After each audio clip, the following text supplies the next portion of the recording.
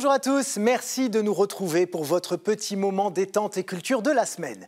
Aujourd'hui, je voudrais vous parler d'une locution qui désigne une bonne décision, un verdict juste et lucide, le jugement de Salomon. Bon, ok, j'avoue, c'est pas vraiment une expression qu'on utilise beaucoup au quotidien, sauf peut-être dans les salles d'audience et les cabinets d'avocats. Et en plus, il y a deux acceptions sur la signification de l'expression.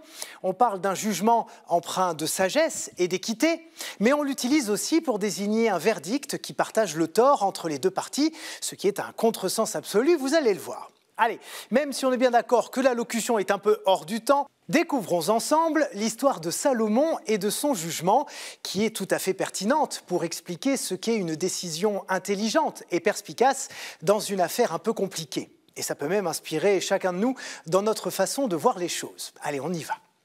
Sans surprise, Salomon est juif, mais rien à voir avec le personnage dans Rabbi Jacob, bien évidemment.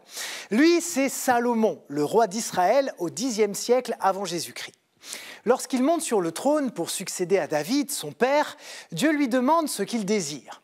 Salomon réclame alors une double mesure de sagesse et un cœur qui sache écouter. Du coup, il est très vite apprécié et reconnu pour la pertinence de ses jugements et il est considéré comme sage parmi les hommes. En fait, de toute l'histoire d'Israël, jamais le pays n'a connu une telle prospérité et une telle puissance que sous son règne. C'est un réel âge d'or. Tout va bien dans le meilleur des mondes, pourrions-nous dire. Et le peuple sait qu'il peut compter sur son roi pour arbitrer les litiges compliqués. Et c'est le cas. Justement ce fameux jour où Salomon reçoit deux femmes qui se disputent la maternité d'un bébé. Vous pouvez relire cette histoire, c'est dans le premier livre des rois.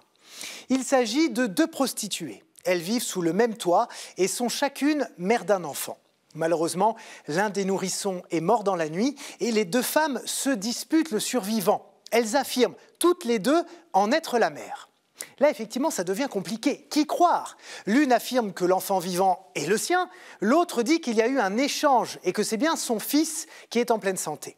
Et c'est là que la sagesse et le cœur qui écoute que Dieu a offert à Salomon vont lui être d'une grande utilité. Pour faire cesser les complaintes, il demande à ce qu'on lui fasse venir une épée.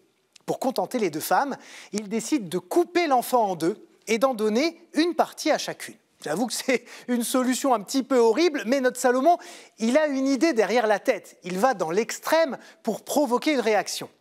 Et justement, contre toute attente, l'une des femmes trouve le jugement équitable, elle s'en satisfait.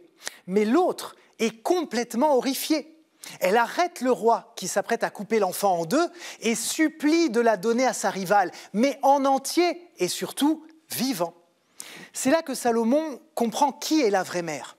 Ce cri du cœur qui lui demande d'épargner la vie de l'enfant ne peut venir que de sa réelle génitrice, de celle qui préfère le savoir vivant, même si elle le perd au profit d'une autre.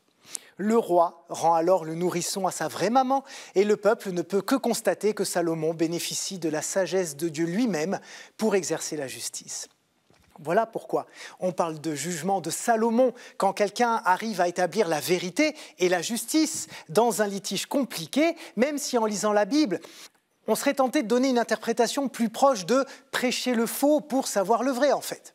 En tout cas, c'est fini pour aujourd'hui, mais on se retrouve la semaine prochaine pour de nouvelles aventures linguistiques, historiques et bibliques. Au revoir.